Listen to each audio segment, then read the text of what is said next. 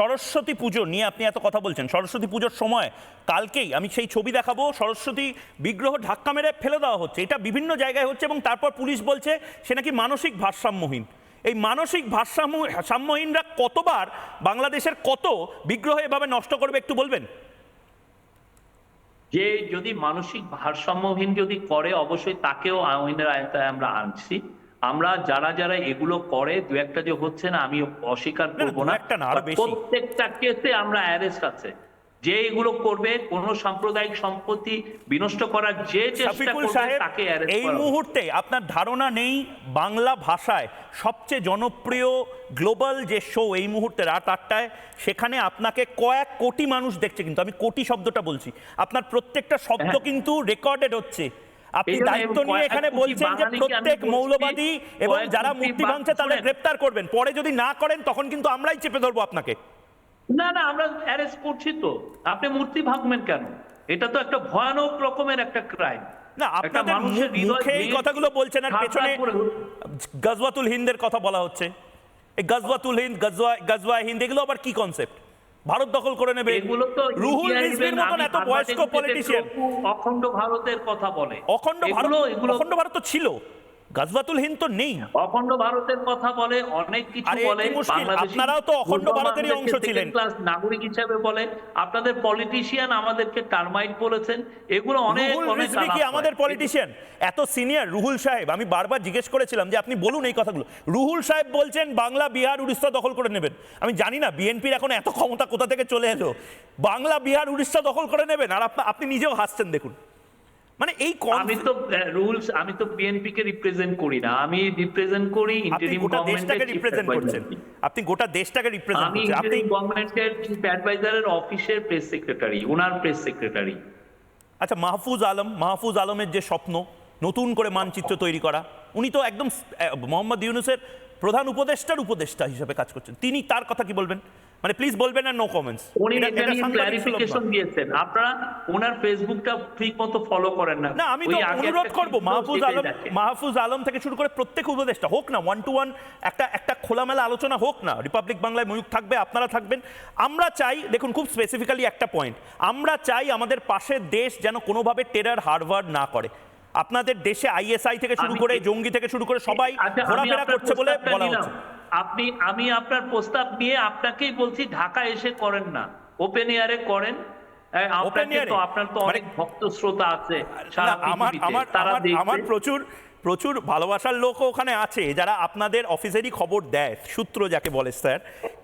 কিন্তু স্যার প্রশ্নগুলো শুনুন, আমি যেগুলো মোহাম্মদ ইউনূস সাহেবকে, আপনি দয়া করে মোহাম্মদ ইউনূস সাহেবকে প্লিজ বলবেন এই প্রশ্নের উত্তরগুলো দিতে। মানে এগুলো বাংলার মানুষ জবাব চায়। আমি পিসিআরকে বলবো জিপ ক্যামেরায় যদি দেখানো যায় জবাব চায় ইউনূস, বাংলার মানুষ জবাব চায়, এর উত্তরগুলো যদি একবার একটু আপনি দিয়ে দেন। আমি প্রশ্নগুলো পড়ে শোনাচ্ছি এই মুহূর্তে। দেখুন এই মুহূর্তে যে প্রশ্নগুলো, এবং ততক্ষণে আপনার নেটে আমরা ফিরিয়ে আনবো।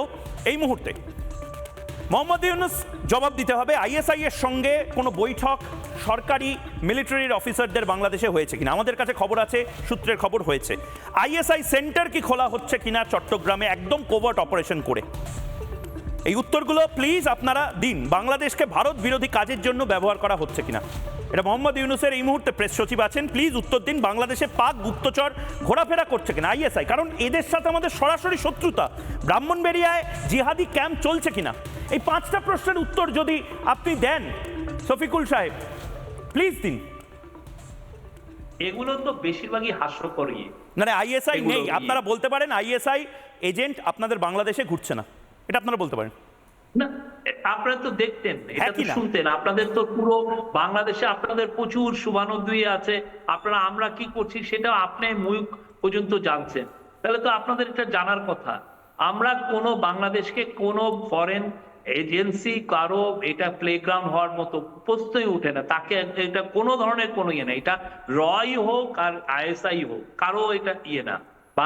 বাংলাদেশের লোকরা থাকবে। সব তো বুঝলাম, কিন্তু আইনজীবী কেন দাঁড়াতে পারছে না চিন্ময় কৃষ্ণ প্রভু রয়ে? চিন্ময় কৃষ্ণ প্রভু কি সনাতনী সংখ্যালঘু নয়? মানে ইসকন সারা পৃথিবীতে সবচেয়ে বড় ওয়েলফেয়ার অপারেশনস করে, সেখানে ইসকনকে সন্ত্রাসবাদী বলা হচ্ছে, আপনারা কোনো স্টেটমেন্ট দিচ্ছেন না, চুপ করে আছেন।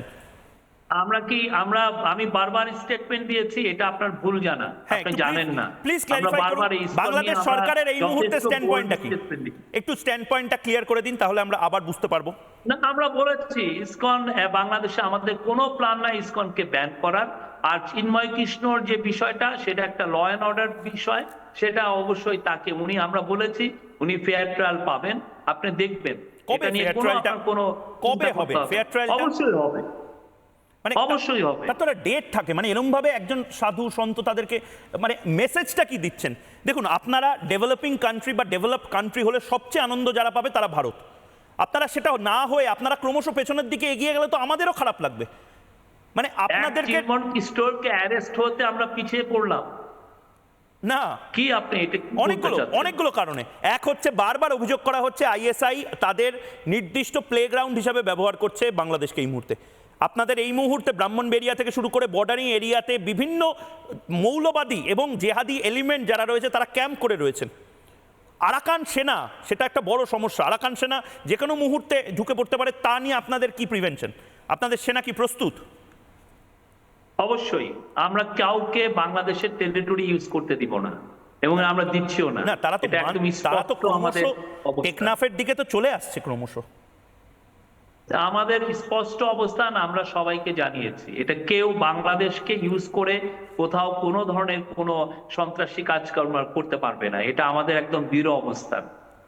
আচ্ছা শফিকুল সাহেব, একটা জিনিস তো মানে আপনি তো সংবেদনশীল, এত বছরের সাংবাদিক, এখন গোটা বাংলাদেশের মতন একটা দেশের কমপ্লিকেটেড সময় আপনি এই মুহূর্তের সবচেয়ে কঠিন ব্যাটিং অর্ডারে নেমেছেন। মানে আপনার প্রতিদিন ব্যাট করতে হয় শোয়েব আখতার থেকে শুরু করে বিভিন্ন বড় বড় বোলারদের বিরুদ্ধে।